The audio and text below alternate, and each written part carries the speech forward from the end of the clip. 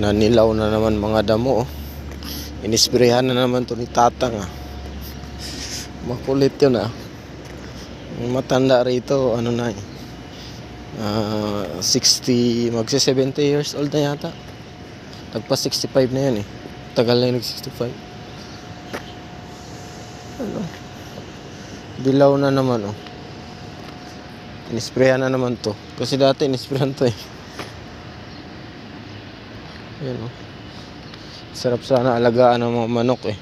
So bawal. Hindi tayo pwede rito. Inisprehan na naman to. Ang tanim ko dito, patay. Dinamay to. Tanda pa naman na yun. Baka hindi nakita. Nanilaw pa naman, oh. Kaya siguro pala nanilaw tong ano. Yan, oh. Siguro kahapon to inisprehan. Kasi pang umagas lang ngayon, eh. Nakaraan siya rin nag-spray dito. Katanda-tanda na, eh. Sipag, iba talaga. Iba talaga pag chikwa, eh. Masipag kahit matanda na. Pasan-pasan pa niya yung tangke, eh. Pero siguro kalahating tubig lang yung laman, no? Kasi mabigat din yun, ah. Doon, CR, oh. Yun, inisprayan talaga to. Kasi dilaw lahat, eh. Pare-parehas. Ito kasi, yung ano to, yung naglindol, bago lindol, umulan, parang nabigla yung damo dito sa gilid. Pero ito, inispray talaga to. Kasi ito, naistakan lang to ng tubig yung mga gilid, kaya namatay. Pero yung damo dyan, inispray talaga yun. Tapos yung sili ko rito, oh. Yan. Ito, nanilaw nga, oh. Patay to. Patay siguro, inisprayan siguro to. Ano? Nanilaw. Ito, dilaw. Dilaw, ayan, oh. Yo, dilaw, oh. Oh, ito, oh, dilaw, oh. Patay nga, oh. Kaya siguro namatay yung iba ng nakaraan. Ngayon ko lang napansin. Dilaw na kasi yung mga damo, oh. Patay na yan.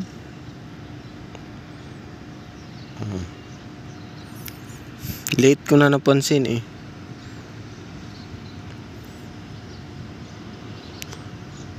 Siguro kahapon to. Siguro kahapon nga to. Pang umaga kasi Tata ngayon, eh. Supervisor yon. Pero hanip, eh. Pero dati nung mataas to, hanggang bewang yung damo, dalawang tao, yung isang Pinoy at saka isang Vietnam. Hati sila. Hindi na nga ate kasi yung isang Pinoy parang 3/4 dito yung naanuhan niya sa isang araw. Tapos yung Vietnam, inubos na lang to dito. Tapos nung ganito na rin kalaki, inesprayan nung supervisor. Tapos ngayon, ayun, oh. Parang mamamatay na naman.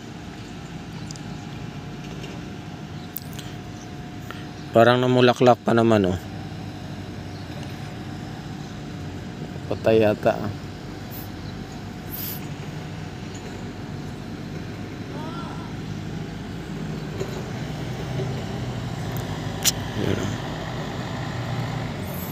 Ngayon ko lang napansin kasi wala tayong OT, kaya ganitong oras, oh. Pero nung nakaraan araw, hindi pa kasi ito ganito. Kahapon nga siguro to.